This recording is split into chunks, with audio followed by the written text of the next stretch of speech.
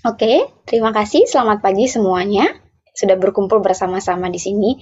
Terima kasih kepada panitia, Klasis, GKI Klasis, dan gereja-gereja yang ada di sini. Kita berkumpul bersama. Saya sangat senang berada di sini.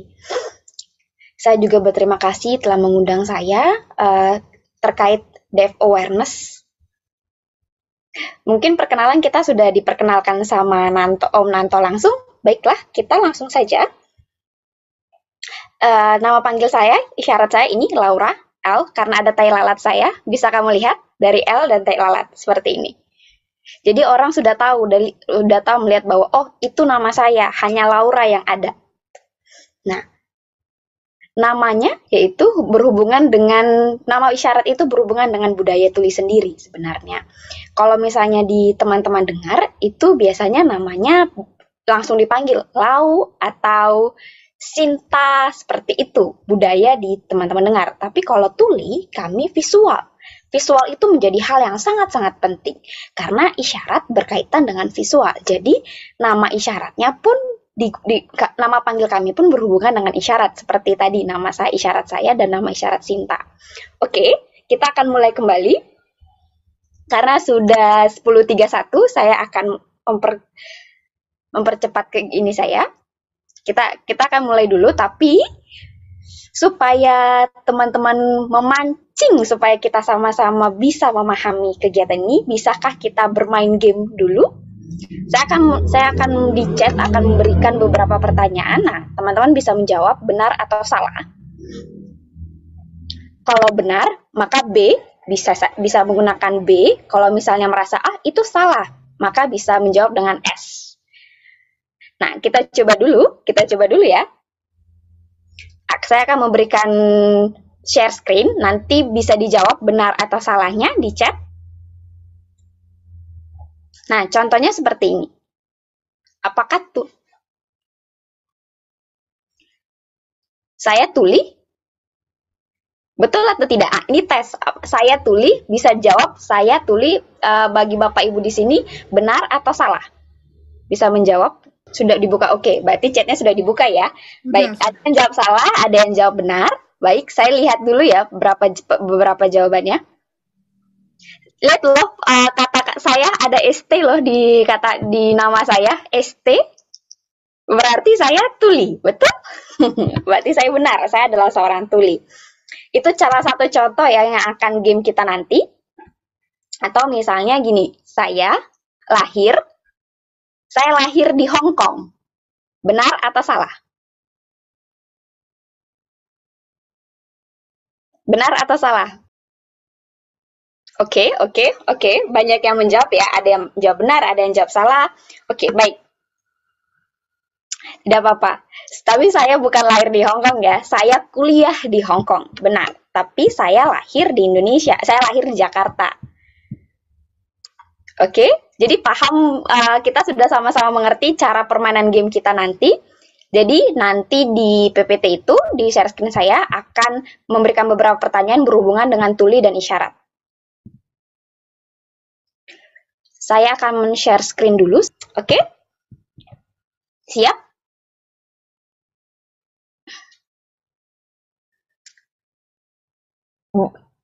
Semua tuli bisa berbicara. Benar atau salah? Oke. Kita lihat ya jawabannya. Salah. Maksudnya apa ya? Sebetulnya semua ini maksudnya semua ya. Tidak semua orang bisa berbicara, semua tuli bisa oral seperti itu. Karena menurut kami menggunakan kata bibir itu lebih sulit untuk dilihat. Jadi semua orang bisa membaca bibir, semua tuli bisa membaca bibir, belum tentu seperti itu.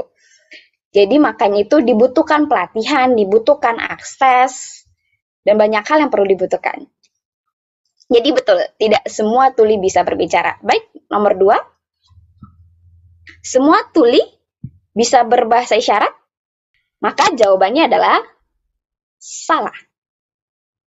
Sama yang seperti tadi ya, saat orang semua berbicara, Dan semua orang bisa berbahasa isyarat, tidak semua. Jadi balik lagi, pemberian akses itu ada atau tidak, setiap tuli mendapatkan akses. Karena balik lagi di sekolah, tuli saat mulai dari bayi, di sekolah, bertumbuh dan berkembang, apakah mereka mendapatkan akses berbahasa isyarat? Dan di sini kita tidak semua orang mendapatkan akses tersebut.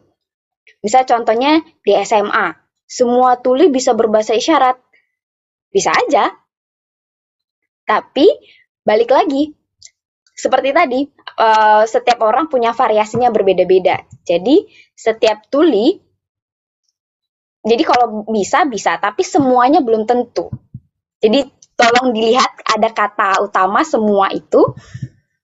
Jadi semua tuli itu bisa memahami isyarat sebetulnya, tapi balik lagi bagaimana aksesnya, apakah mereka lebih sering menggunakan bahasa isyarat atau tidak. Tapi tuli memang lebih nyaman saat melihat visual. Oke, ketiga, tuli apakah bisa menyetir? Benar atau salah? Oke ya, selesai ya. Kita lihat jawabannya. Benar, mungkin nggak semua tuli ya bisa menyetir. Nggak semua tuli bisa menyetir ya. Balik lagi kemampuan masing-masing setiap orang. Ada yang bisa, ada tidak, dan itu variasi. Ini kan tentang menyetir kan tentang keahlian ya masing-masing. Sama seperti teman-teman dengar, tidak semuanya bisa menyetir, bukan? Oke? Nah, saya mau bertambah lagi. Dan kalau tuli dalam menyetir itu akan visual. Karena kami 99% kami akan melihat visual. Dan itu benar-benar kalau misalnya orang dengar suara, maka kalau tuli adalah visual. Visualnya kuat sekali. Kami tidak akan mendengar klakson, tapi semua spion yang ada di mobil itu kami bisa melihat semuanya dalam bentuk segala macam. Jadi bukan di klakson kami, tapi warna bunyi klakson kan ada lampunya, dan itu yang visual yang lebih kuat. Baru, semua isyarat di seluruh dunia apakah sama? Oke.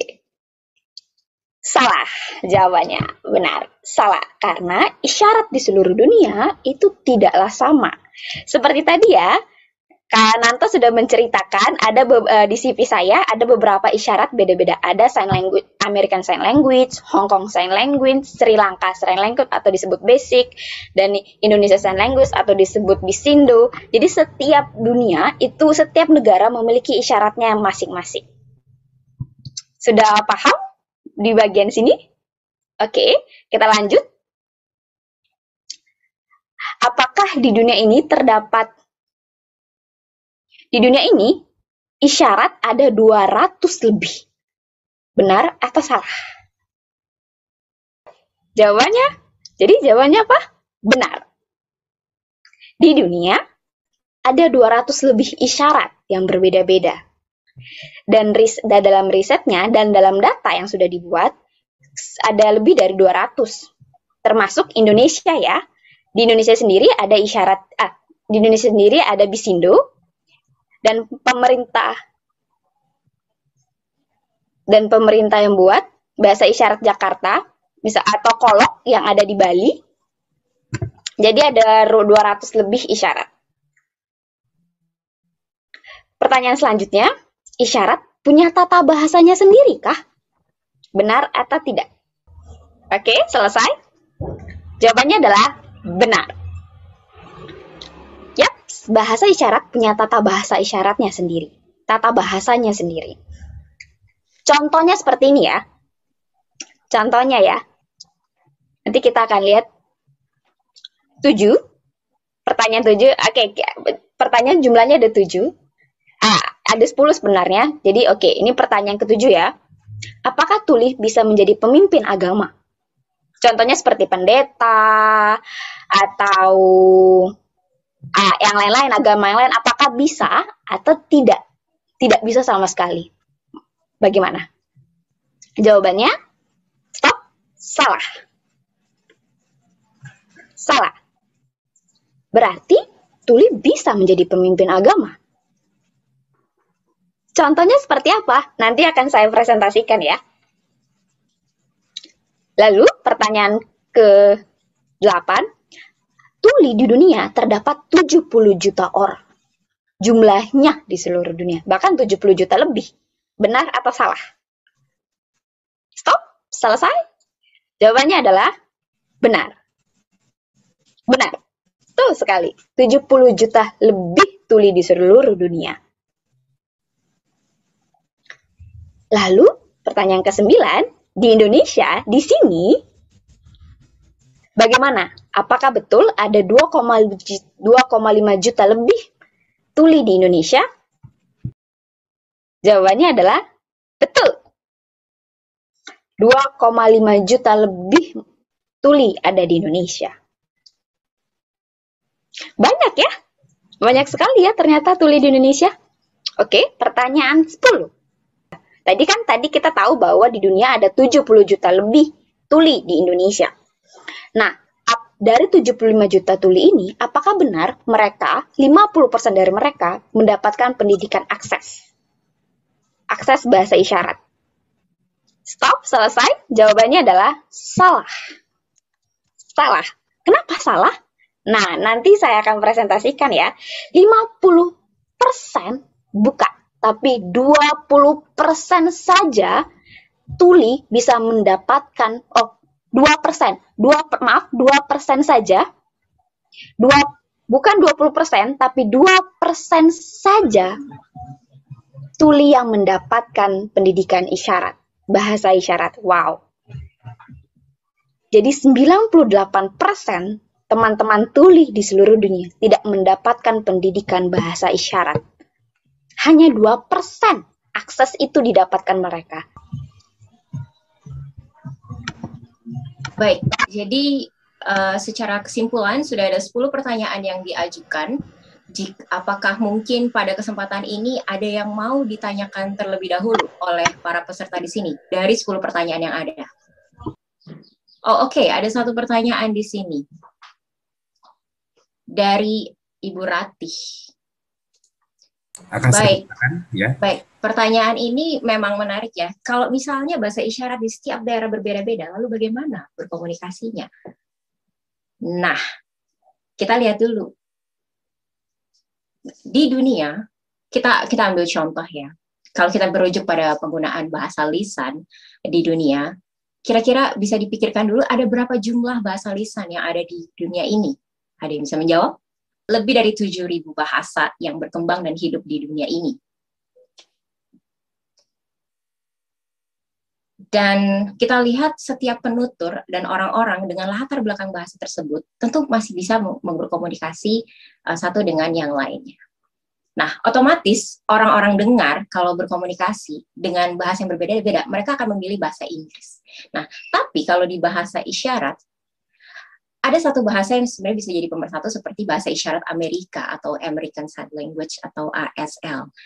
Tapi tidak semua mereka menguasai ASL ya. Tidak semua tuli atau deaf people itu menguasai bahasa isyarat Amerika. Namun kami mengandalkan visual, apa yang kami tangkap dengan mata, gerakan tubuh, ya seperti itu. Ada yang disebut international sign, ya. International sign bukan international sign language.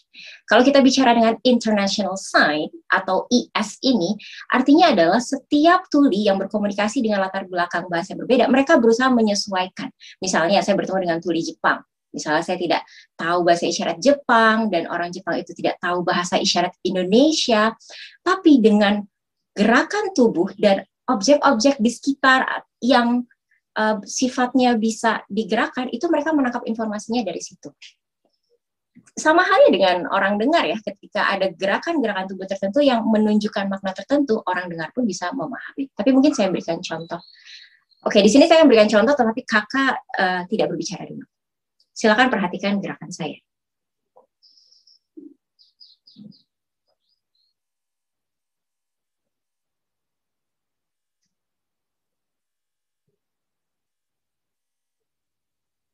Ya, artinya orang dengar pun juga bisa menangkap informasi yang disampaikan secara gestural.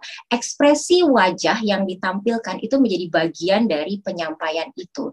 Dan dengan adanya aspek-aspek itu, maka tuli dan dengar itu bisa saling memahami pesan yang ada. Jadi kalau misalnya kami pergi, orang tuli Indonesia pergi ke luar negeri, bertemu orang tuli yang ada di luar negeri, nggak masalah. Mutual understanding bisa tetap terjadi.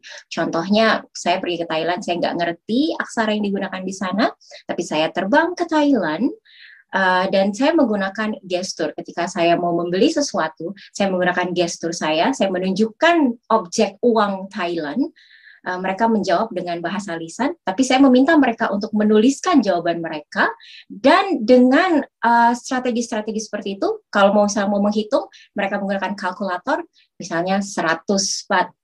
Lalu tawar-menawar itu dilakukan juga dengan kombinasi kalkulator dan gestur-gestur, misalnya ditawar, oh oke, 80.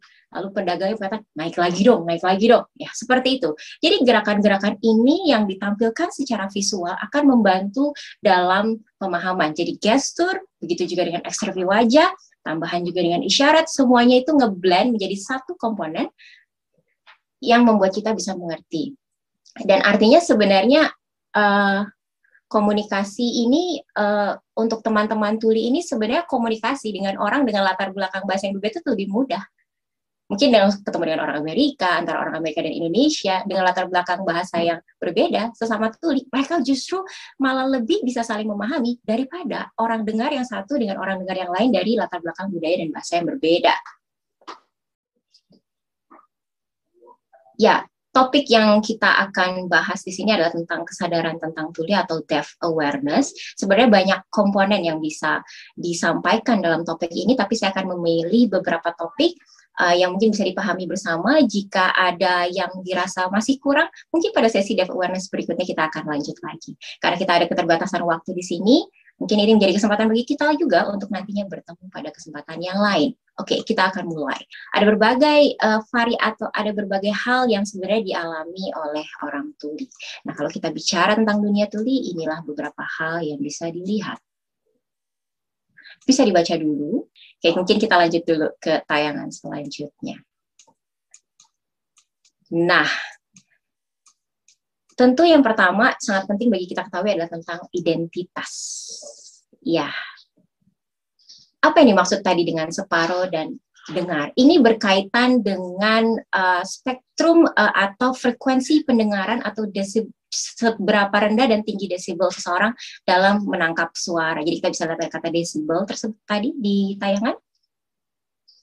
Ya, di desibel kita bisa lihat ada spektrumnya yang dimulai dari 55 desibel. Ya. Lalu yang di atasnya tentu 100 ya, 55 sampai 100. Mungkin masih awam yang dimaksud dengan ini.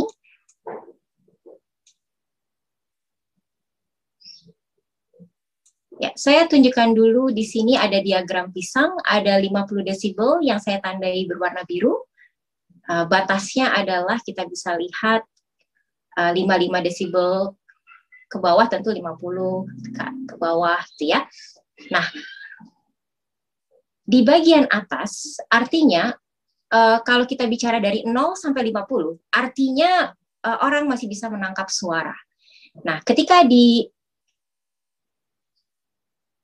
misalnya 0 sampai 55 desibel, artinya orang tersebut masih menangkap suara. Tetapi kalau sudah 55 desibel lebih sampai 100, individu tersebut tidak menangkap suara seperti halnya orang-orang dengan desibel 0 sampai 50.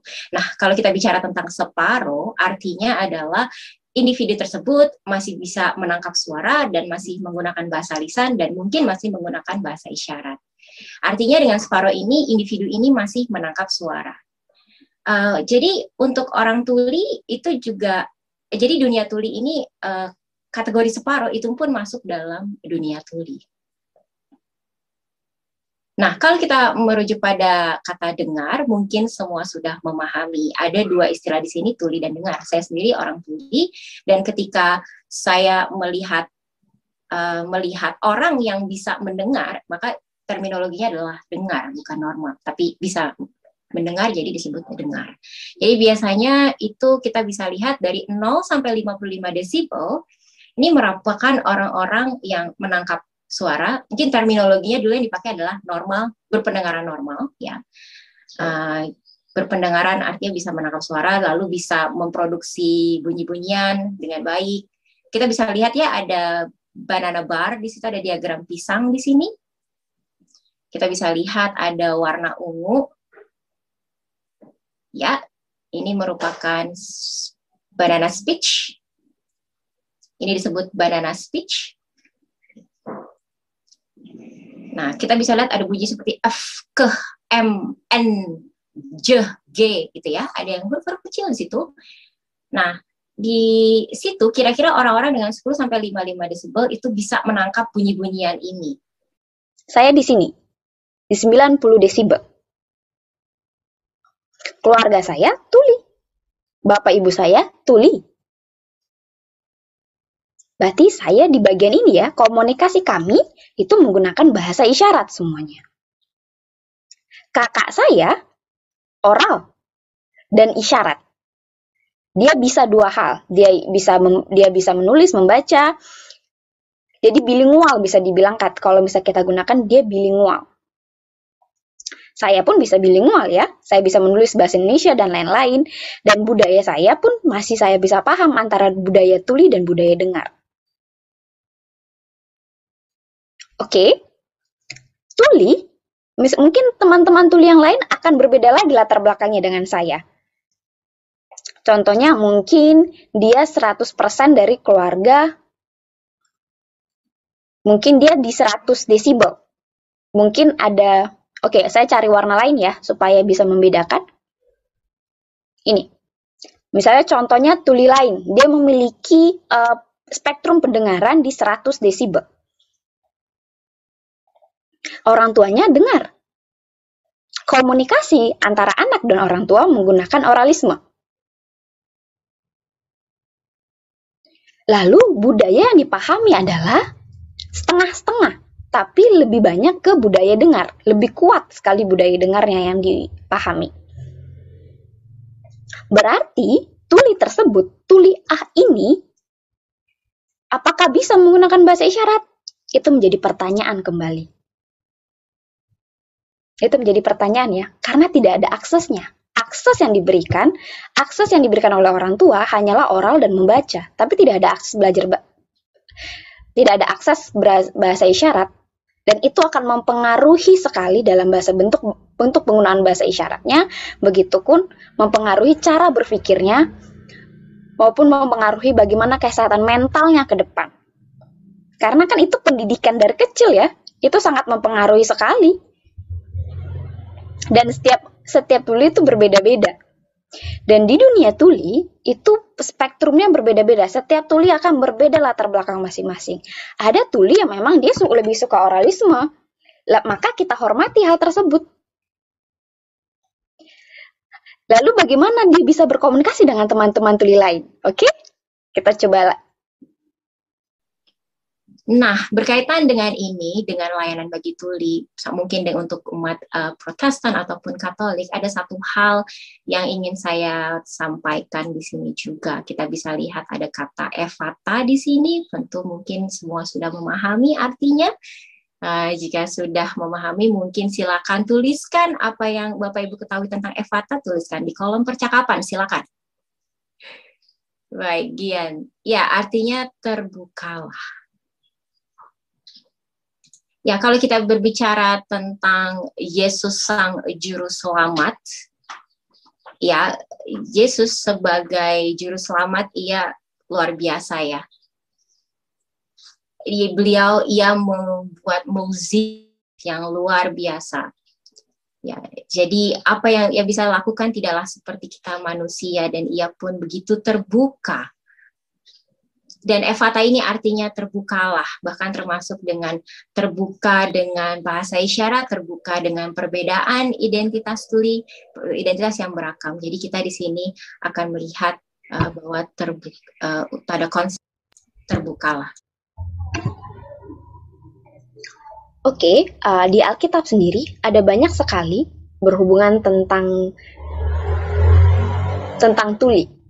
Betul? Di Alkitab ada beberapa kalimat kata-kata tentang tuli. Apakah menjadi masalah? Karena dulu memang sejarahnya sudah menggunakan kata tuli. Karena yang dilihat itu udah fakta ya, jadi menggunakan istilah yang digunakan adalah tuli, dan itu sudah ada di Alkitab sebetulnya. Berarti sudah menyatakan bahwa identitasnya menjadi seorang tuli. Kalau bagian tentang tunarungu, sebenarnya itu tuna berarti sebenarnya ada beberapa orang yang menyatakan hal itu ya, kita harus menghormati. Tapi kalau menurut saya lebih baik adalah tuli sebetulnya. Oke, kita lanjut lagi presentasinya. Nah, untuk pelayanan untuk teman-teman tuli di ibadah, ada beberapa hal ya. Misalnya contohnya di gereja, di masjid, di vihara, atau di tempat-tempat lainnya, sebenarnya pelayanannya sama bentuknya, yaitu teks, juru bahasa isyarat, dan visual. Gambar, seperti bentuk gambar-gambar yang diperlihatkan saat misalnya ada suatu kegiatan. Dan itu akan jauh lebih bermakna. Contoh teksnya maksudnya adalah seperti misalnya,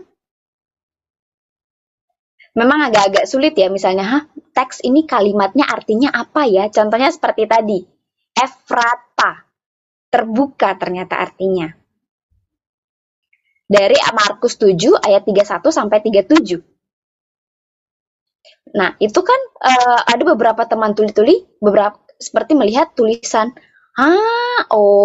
Efrata itu artinya ini loh gitu. Akhirnya mereka mulai membahas untuk mulai membaca gitu. Jadi tetap perlu ditulis ya, misalnya tadi Efrata, tetap perlu ditulis ada kalimat Efrata di situ, sehingga tuli dan dengar memiliki pemaknaan kata yang sama. Jadi antara JBI dan teks itu juga sangat dibutuhkan. Karena teks itu pemaknaannya berbeda ya. Kalau misalnya bahasa Alkitab, itu biasanya bahasanya sangat tinggi ya. Misalnya di gereja, misalnya contohnya di Katolik lah. Nah, ada beberapa gereja, beberapa kegiatan, jadi misalnya selesai gereja di Filipina, setelah itu 1 jam kami akan berdiskusi bersama untuk memaknai bahan Alkitab tadi, khotbah tadi, seperti itu. Misal contohnya akan ada pertanyaan, Efrata itu tadi yang dibahas maksudnya apa ya? Gitu. Jadi ada diskusi yang akan kita jalankan dengan perspektif-perspektif masing-masing orang, sehingga pemaknaannya pun sama. Dan setiap orang memiliki makna dan pemahaman yang sama tentang khotbah tersebut. Dan teman-teman lain pun bisa berdiskusi bersama di sana sebenarnya, seperti itu. Misalnya contohnya, bagaimana Yesus menyembuhkan. Ya, benar, Yesus menyembuhkan. Tapi saat ini di dunia, adakah Yesus yang ada langsung datang? Kan tidak ya, pada saat ini ya. Tapi nanti kita masih menunggu Yesus datang. Lalu, bagaimana cara menyembuhkannya? Nah, itu bisa kita diskusikan. Kita bisa berdiskusi dengan bahasa isyarat. Bagaimana perspektif tuli dan bagaimana perspektif dengar. Dalam beberapa perspektif gitu. Jadi bisa digunakan dengan bahasa isyarat saat kita saling berdiskusi di sana. Jadi kita bisa mencari perspektif masing-masing seperti itu. Nah, menggunakan teks dalam berdiskusi itu juga sangat penting ya. Maka sudah selesai presentasi saya. Nah, berarti untuk pelayanan, saya pikir mengenai pelayanan itu kita berhubungan dengan kasih, betul? Jadi bukan kasihan, bukan tentang disabilitas, berarti kita harus membantu karena dia kasihan. Kasihan bukan perspektif kasihan yang kita kasih, tapi kalau kasihan itu untuk apa sebetulnya? Apakah teman-teman disabilitas meminta-minta? Tapi sebenarnya yang kita harapkan adalah adanya kesetaraan, adanya akses teks, juru bahasa isyarat, akses itu yang diminta, bukan tanda kasihan. Nah, kalaupun kita ingin melayani, melayanilah dengan memberi. Kan melayani itu kan memberi ya. Maka ada ya bagaimana kita saling melayani, memberikan masukan bersama-sama. Karena kita semua adalah manusia, hanya berbeda antara saya dan teman-teman adalah bahasa. Mungkin kita bersama-sama bisa belajar bahasa isyarat, dan itu salah satu bentuk komunikasi yang untuk salah satu cara awal untuk melayani. Nah, kalau misalnya menjadi JBI, ingat ya, itu ada prosesnya. Harus bertemu dulu dengan teman-teman tuli, berkomunikasi dengan teman tuli, mulai menggunakan bahasa isyarat. Lalu saat seorang tuli menyatakan bahwa oke, kamu bisa menjadi juru bahasa isyarat, bisakah membantuku untuk menjadi juru bahasa isyarat? Prosesnya adalah makan bersama, komunikasi bersama, ada rasa bahwa tuli mempercayai seseorang untuk menjadi juru bahasa isyarat. Tidak langsung menjadi juru bahasa isyarat ahli seperti itu gitu. Tapi ada prosesnya yang kita buat untuk menjadi seorang juru bahasa, apalagi untuk menjadi seorang juru bahasa isyarat yang profesional. Ingat ya, untuk menjadi seorang juru bahasa profesional harus memiliki jam kerja 300 jam terlebih dahulu. Baru dia 30.000 jam untuk bisa dikatakan bahwa dia merupakan juru bahasa isyarat profesional. Jadi menjadi juru bahasa isyarat tidaklah gampang. Ada proses dan harus ada tekad di dalamnya untuk belajar bahasa isyarat itu. Dan pasti bisa. Terima kasih banyak. Maaf saya terlalu panjang. Maaf sekali. Terima kasih. Terima kasih Sinta dan Kakak.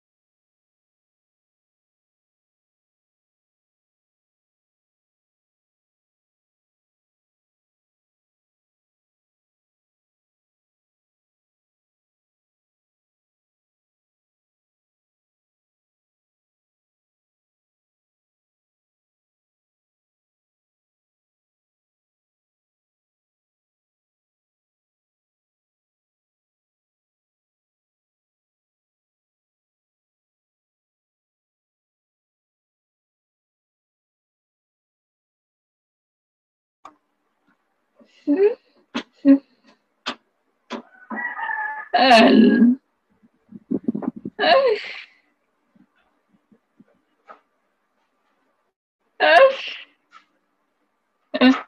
Apa?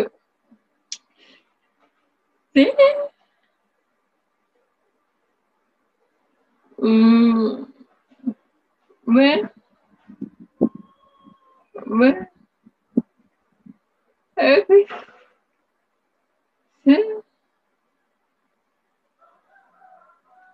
Okay.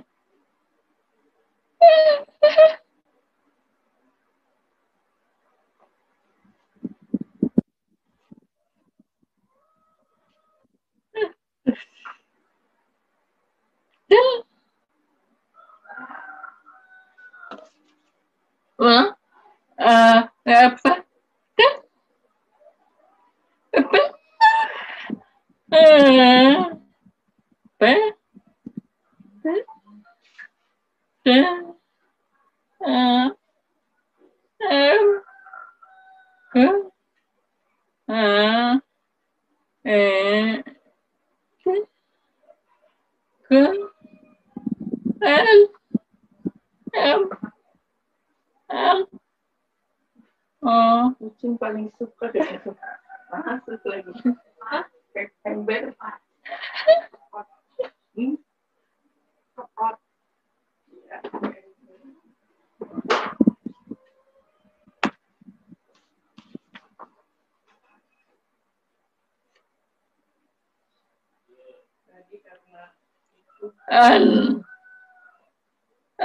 Dia keluar. Angkat. Ke.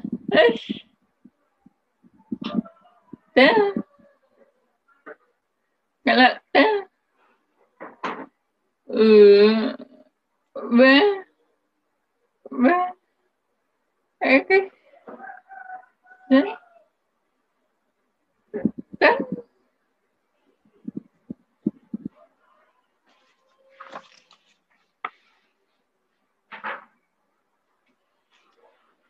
Laba.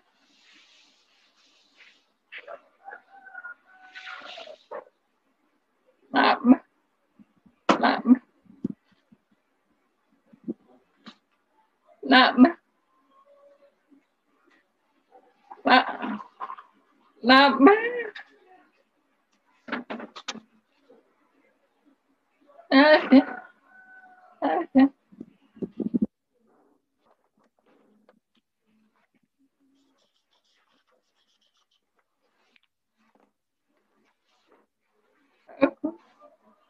What the? Aku.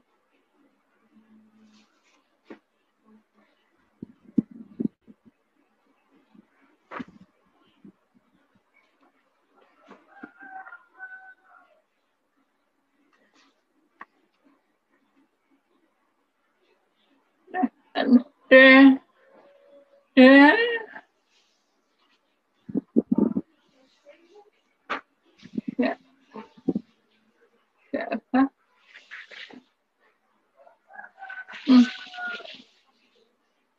Bela ah. Itu. Itu.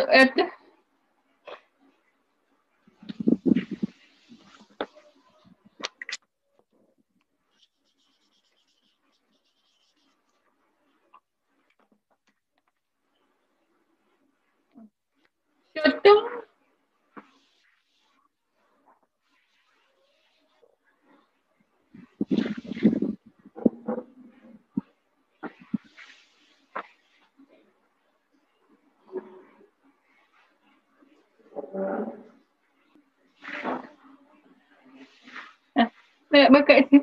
Tak bakat sih. Tak bakat.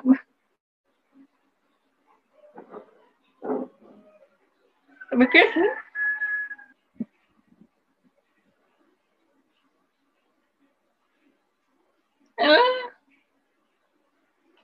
Ke.